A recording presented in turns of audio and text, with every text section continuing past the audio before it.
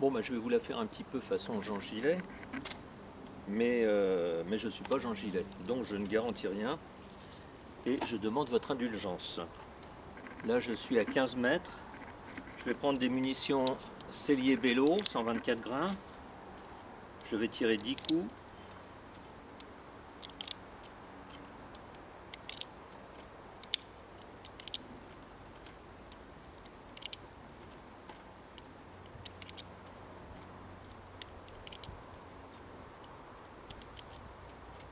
Alors le chargeur accueille 17 cartouches. Il est très facile à charger, même jusqu'à la 17e. Là, j'en ai mis 10. Et j'ai mis le gong à 15 mètres.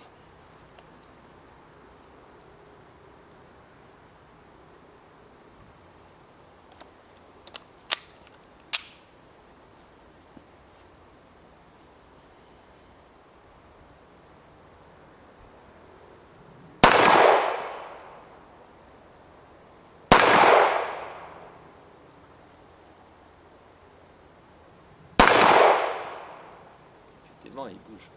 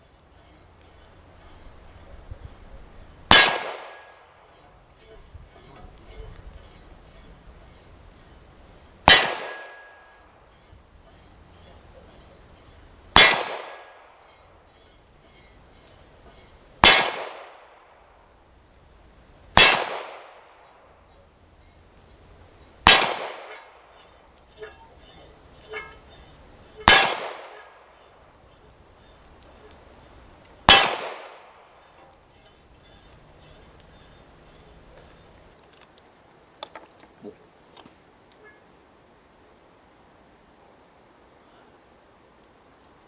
Je ne me suis pas lancé dans quelque chose de trop compliqué. Donc ça va quand même. On ne peut pas tirer très vite parce qu'effectivement il bouge, hop, il morfle quand même. Ouais. Je l'avais prévu pour de la poudre noire et la tôle n'est pas assez épaisse pour les 9 paras, il est quand même. Ça l'abîme quand même pas mal. Bon, disons que c'était le côté ludique, maintenant on va passer au test de précision pure. Bon, je vais à nouveau faire un essai en espérant que je sois bien placé par rapport à la caméra, ce qui n'est pas certain. Quand on est tout seul, c'est pas facile. Je vais la charger à sa pleine capacité. Donc 5.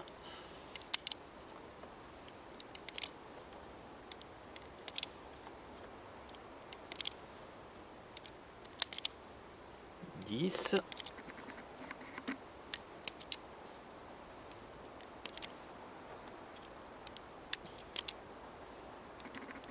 15, 16, 17, et puis pour faire bonne mesure, je vais en mettre une directement dans la chambre. Voilà. 18 coups, et je vais tirer très rapidement ces 18 coups en direction de la butte de sable, sans m'occuper vraiment du groupement, mais en restant quand même dans la même portion de terrain, pour voir avec quelle rapidité on peut tirer grâce à ce faible relèvement, à cette remise en batterie quand même rapide. Alors j'espère que je suis dans le champ de la caméra. J'en suis pas certain. Bon. J'ai mis mon polaire parce que vraiment, il fait froid.